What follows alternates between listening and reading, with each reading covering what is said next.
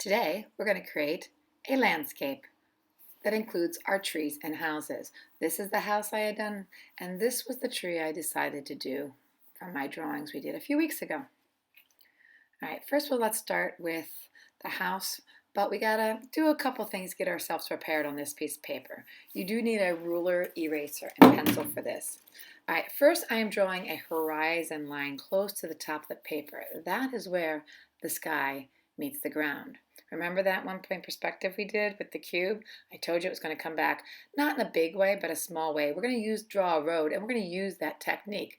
I drew a vanishing point on the horizon line, kind of a little bit above it. Then I drew the width of my road down towards the bottom because that's going to be the foreground area of my paper. And then I connect those two lines to the vanishing point.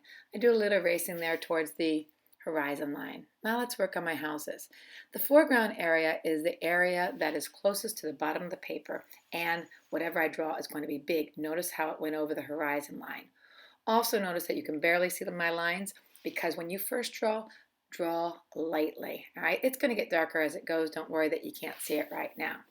All right, so I'm drawing just the basic outline of the house. No, not too much detail right now, just trying to get the size in there. Remember, it's big, it's close to the bottom.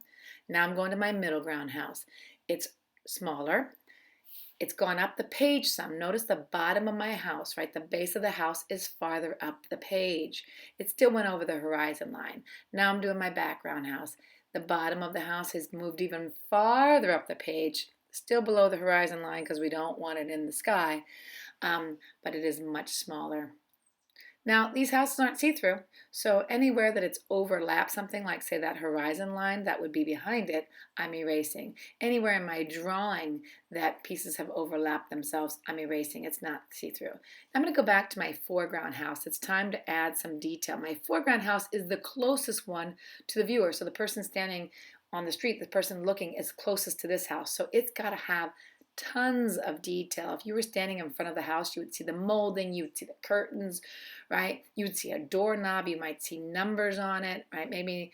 So when you're doing this one, think of all those things. Maybe walk outside your house, look at this, look at the molding around your windows, right? So you're adding detail. What is the siding that you have? What is the roof material that you have, right? So this house gets all of that detail, and not just all that detail, but nice and bold. These lines are a little bit thicker. The value is darker. Remember those value scales? We're thinking of value in this piece. So I told you that one-point perspective and that value would come back. Everything we did to learn is coming back.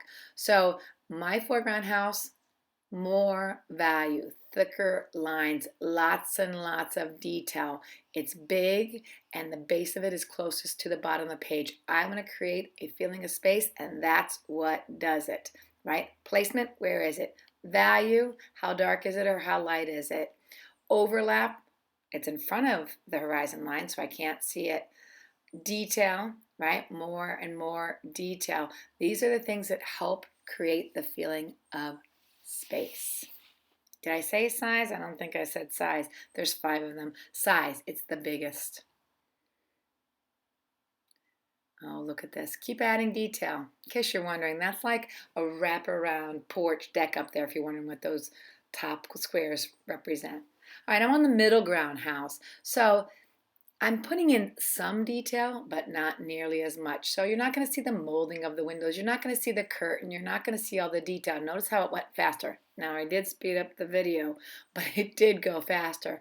Check it out. I'm on the background house now. I really don't have to do much at all. You're not going to see detail. Go outside, take a look, try to view a house that's 2 blocks away. You see nothing. You might see the shape, you might see a basic roof outline. So that one's the easiest. That's about a minute. I even erase a little bit to lighten it up. This is it for this week. We want to have our 3 houses, foreground, middle ground, background, and the outline of our road. Don't jump ahead. I'll see you next week. Enjoy.